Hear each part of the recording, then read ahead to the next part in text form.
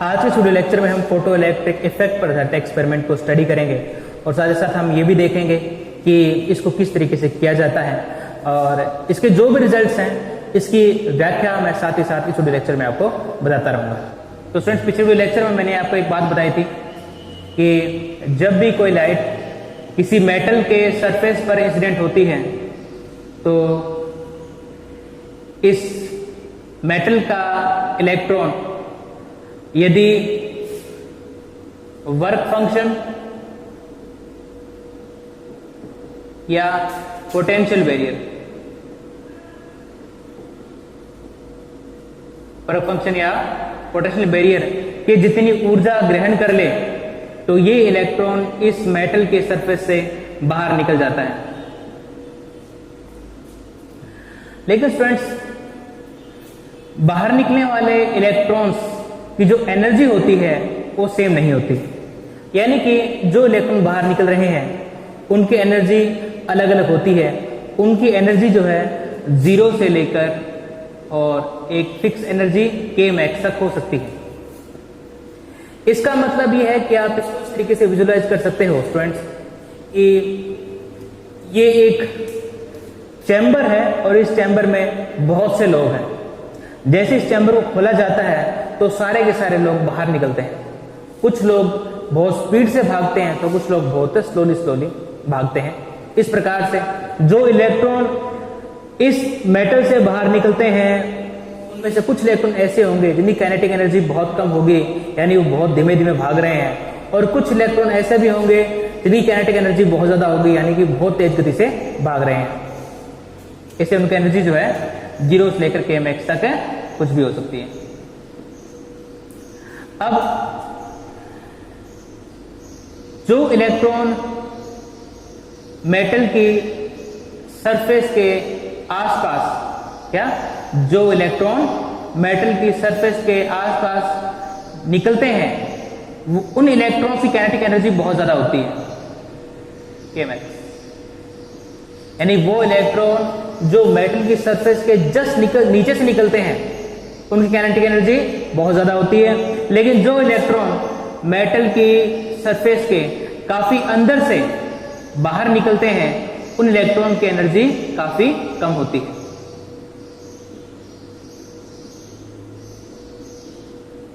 क्यों कम होती है? क्योंकि स्टूडेंट्स, इन इलेक्ट्रॉन्स को बाहर निकलने के लिए इलेक्ट्रॉन्स के साथ और इसके साथ ही जो लैटिस आयंस हैं और जो एटम्स हैं उनसे कोलाइड करना पड़ता है, और इस कोलिजन में इन इलेक्ट्रॉन्स की एनर्जी डिक्रीज होती रहती है। और यदि ये एनर्जी डिक्रीज होके वर्क फंक्शन या फिर पोटेंशियल बैरियर से कम हो जाए तो इलेक्ट्रॉन इस मेटल के सरफेस से बाहर नहीं निकल सकता। तो क्या है, जब इलेक्ट्रॉन बाहर आता है तो उस केस में इलेक्ट्रॉन को अपने आगे आने वाले इलेक्ट्रॉन्स, फ्री इलेक्ट्रॉन्स और या फिर लैटिस आयंस और या फिर एटम्स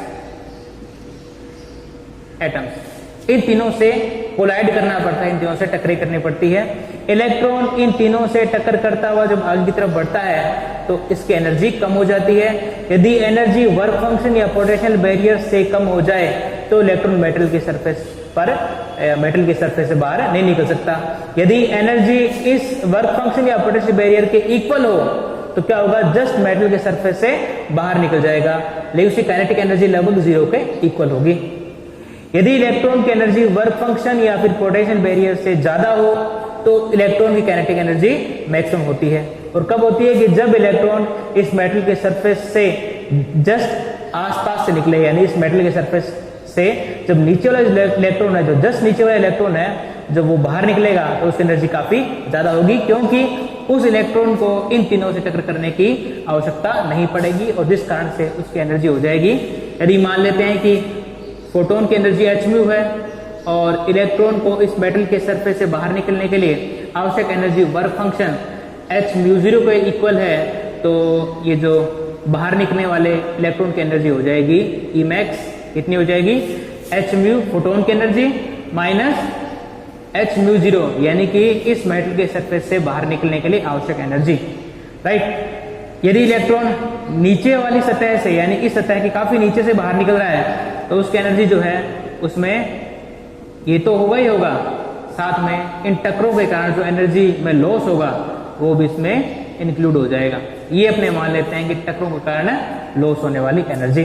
तो इस कारण से जब इलेक्ट्रॉन बाहर निकलेगा तो उसकी एनर्जी हो जाएगी H mu minus H mu zero और minus H minus delta I. ये डेल्टा आई क्या चीज है? क्योंकि जब इलेक्ट्रॉन टक्कर कर रहा है, टक्कर करने के दौरान जो उसकी एनर्जी में कमी आ रही है, या फिर ऐसे कह सकते हो कि जब इलेक्ट्रॉन टक्कर कर रहा है और टक्कर करने के दौरान जितनी एनर्जी का लॉस हो रहा है उस एनर्जी के लॉस को हम डेल्टा आई के द्वारा शो करते हैं। राइट फ्रेंड्स, तो अब देखो इसके आधार पर किस तरीके से जो हमारा फोटो इलेक्ट्रिक इफेक्ट का जो एक्सपेरिमेंट है उसकी व्याख्या करते हैं। देखो इसका हम इस्तेमाल करना पड़ेगा और इसका इस्तेमाल करते हुए हम जो है हमारे जो फोटो इलेक्ट्रिक इफेक्ट का जो एक्सपेरिमेंट है उसकी व्याख्या करेंगे। देखो कैसे।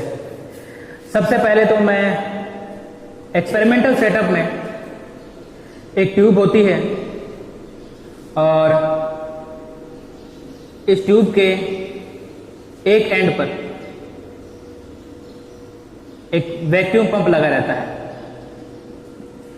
ये वैक्यूम पंप इस ट्यूब के अंदर भरी हुई जो हवा है उसको बाहर निकाल देता है और जिस कारण से इस ट्यूब में एक वैक्यूम क्रिएट हो जाता है। इसके बाद में इस ट्यूब के दूसरे एंड पर एक विंडो होती है। क्या होती है? एक विंडो होती है। अब इस विंडो के ठीक सामने एक लाइट सोर्स होता है। ये जो लाइट सोर्स होता है इसकी इंटेंसिटी और फ्रीक्वेंसी दोनों को आप चेंज कर सकते हो, यानी कि ये एक ऐसा लाइट सोर्स है जिसकी फ्रीक्वेंसी और इंटेंसिटी आप चेंज कर सकते हो। इसमें इस तरीके की व्यवस्था होती है और चाहो तो आप इसको फिक्स फ्रीक्वेंसी और फिक्स इंटेंसिटी पर भी ले सकते हो और चाहे तो आप इसको वेरी भी कर सकते हो। और उसके बाद में इस ट्यूब के एक एंड पर एक इलेक्ट्रोड लगा रहता है, दूसरे एंड पर दूसरा इलेक्ट्रोड लगा रहता है। स्टूडेंट्स, बेसिकली ये जो इलेक्ट्रोड्स होते हैं मेटल की शीट्स होती है। राइट, इलेक्ट्रोड्स क्या होते हैं? बेसिकली मेटल्स की शीट होती हैं। अब इस इलेक्ट्रोड पर एक विशेष प्रकार के मेटल की लेयर बिछा दी जाती है। क्या करते हैं? इस इलेक्ट्रोड पर अपने क्या करते हैं? विशेष प्रकार की एक मेटल की लेयर बिछा दी जाती है, या आप ये कह सकते हो कि इस पे अपने क्या करते हैं? विशेष प्रकार के मेटल को लेपित कर देते हैं। राइट, ये भी इसको कह सकते हो। अब इस मेटल की लेयर का जो वर्क फंक्शन होता है वो काफी कम होता है, जिस कारण से जो इलेक्ट्रॉन्स बाहर निकलेंगे उनकी संख्या भी काफी ज्यादा होगी। राइट, और इस कारण से जो करंट है वो भी थोड़ी आपको ज्यादा मिलेगी, इसलिए इस एक्सपेरिमेंट को करना इजी हो जाएगा। राइट, अब अपने क्या करेंगे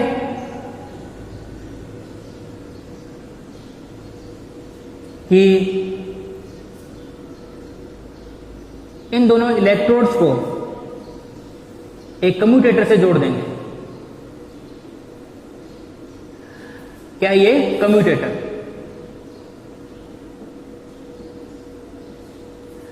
कम्यूटेटर जो होता है एक ऐसी डिवाइस होती है जो कि इन इलेक्ट्रोड्स के पॉजिटिव और नेगेटिव को चेंज कर सकती है। कैसे?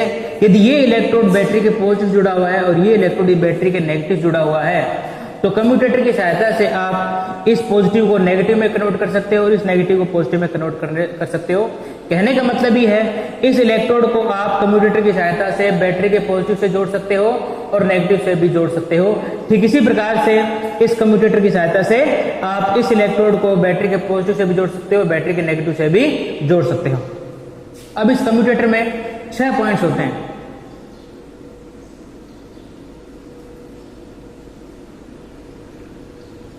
ये दोनों पॉइंट्स आपस में जुड़े हुए रहते हैं।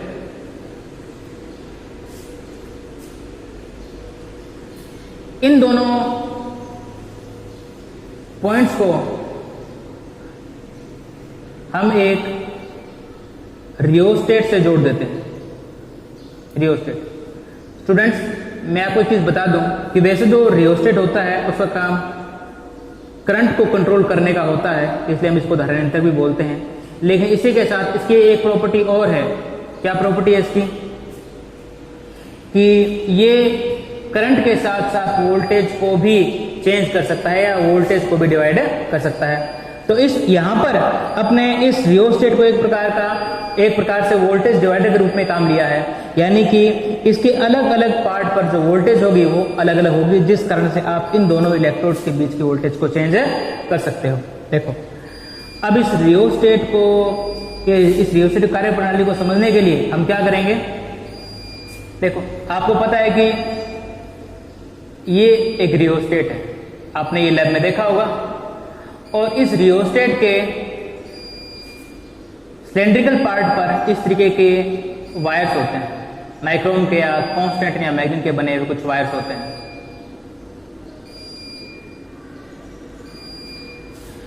और ये जो वायर होता है इसको एक स्क्रू के द्वारा जोड़ दिया जाता है। इस वायर को यानी इस वायर के एक एंड को इससे और दूसरे एंड को इससे स्क्रू से जोड़ दिया जाता है, और इस स्क्रू को आप बाहर किसी सर्किट से जोड़ सकते हो, राइट। यानी स्क्रू में ऐसी व्यवस्था होती है जिसको आप इसको खोल के को दूसरी जो सर्किट है, राइट, जो स्क्रू में आप एक वायर लगा के आप इसको किसी दूसरे सर्किट से जोड़ सकते हो। जैसे मैंने यहां पर किया, मैंने क्या किया कि इस रियोस्टेट के इस वाले हिस्से को एक वायर की सहायता से जोड़ दिया, और ठीक इसी प्रकार से इस वाले हिस्से को एक वायर की सहायता से इस HV बैटरी के दूसरे टर्मिनल से जोड़ दिया। क्या किया, इस यहां पर एक पेच लगा रहता है, एक स्क्रू होता है जिसकी सहायता से आप उसके साथ एक तार अटैच या वायर अटैच कर सकते हो, और इस वायर को अटैच करके आप इसको किसी भी एक्सटर्नल या किसी भी सर्किट के साथ आप इसको जोड़ सकते हो। जैसे मैंने यहां पर किया, मैंने क्या किया, इस बैटरी के इस वाले हिस्से से एक तार की सहायता से इस पॉइंट को जोड़ दिया, और इस वाले हिस्से को एक तार की सहायता से इस पॉइंट को जोड़ दिया। अब क्या होता है कि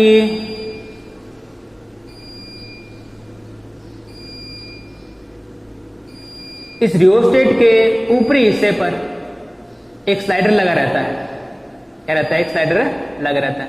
ये जो स्लाइडर होता है ये आगे पीछे मूव कर सकता है, राइट, और इस स्लाइडर का एक हिस्सा जो होगा, यानी इस स्लाइडर का मूव इस टाइप का होता है, और इस स्लाइडर के जो ये हिस्से होते हैं दोनों, ये इन तार से टच रहते हैं, राइट। इस प्रकार से आप इस स्लाइडर की सहायता से तार के किसी भी हिस्से को टच कर सकते हो। और मैंने आपको बताया कि जो यहाँ पर जो रियोस्टेट एक प्रकार का वोल्टेज डिवाइडर के रूप में काम कर रहा है, इसलिए इन तार के अलग अलग हिस्सों पर अलग अलग वोल्टेज होगी, राइट।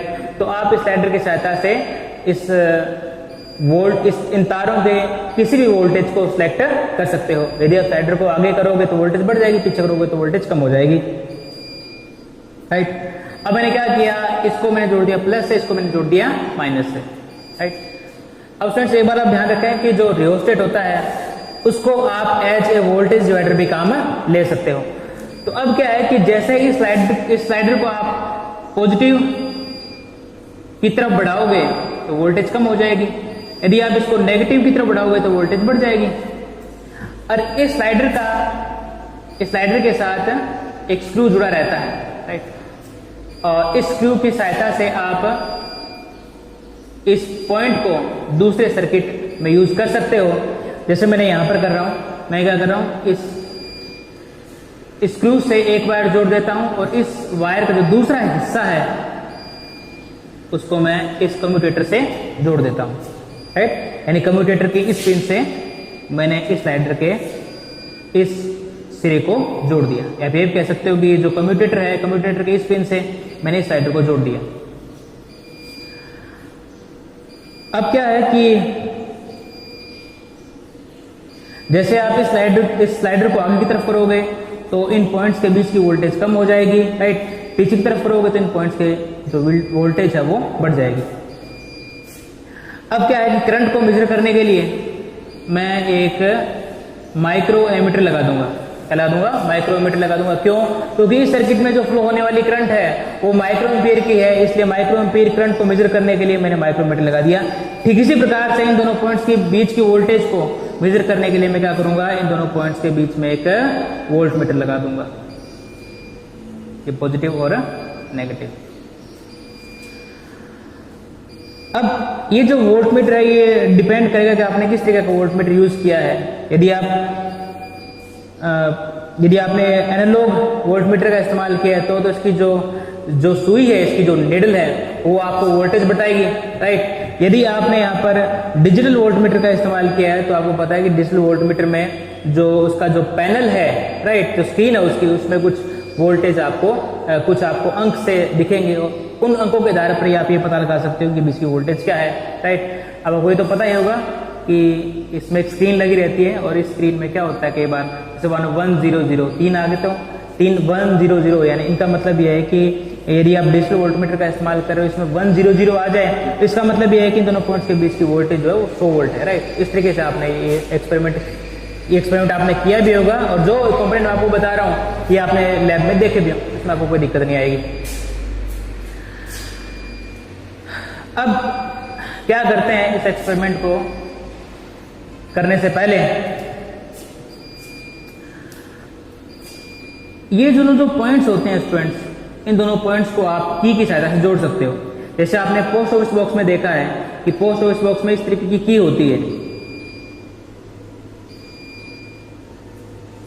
और इन दोनों पॉइंट्स के बीच में खांचीनुमा संरचना होती है, एक इस तरीके का पैटर्न स्ट्रक्चर बना रहता है और इस तरीके का बना रहता है कि इसमें ये की फिट हो जाएगी।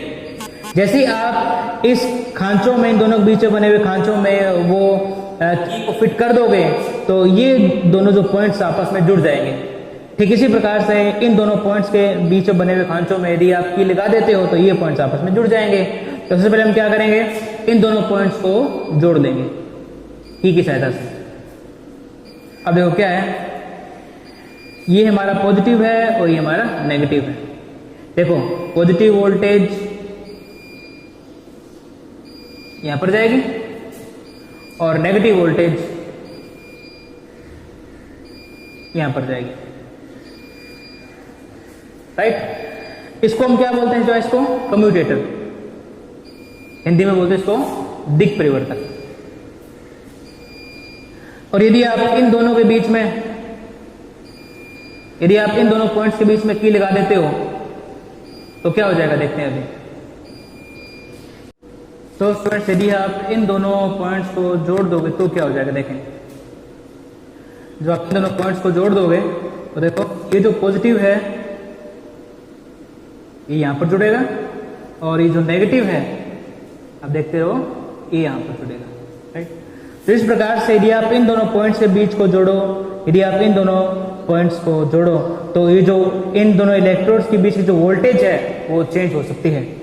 और इस प्रकार से यदि आपको वोल्टेज की वैल्यू में भी चेंज करना है तो आप क्या करोगे कि इस स्लाइडर की सहायता से, इस स्लाइडर को आगे पीछे करके इन दोनों इलेक्ट्रोड्स की बीच की वोल्टेज को चेंज कर सकते हो, राइट। इस प्रकार से आप इन दोनों पॉइंट्स के बीच की वोल्टेज को पॉजिटिव भी कर सकते हो और नेगेटिव भी कर सकते हो। साथ ही साथ आप इस वोल्टेज को चेंज भी कर सकते हो, कम या ज्यादा इसको कर सकते हो। अब क्या होगा,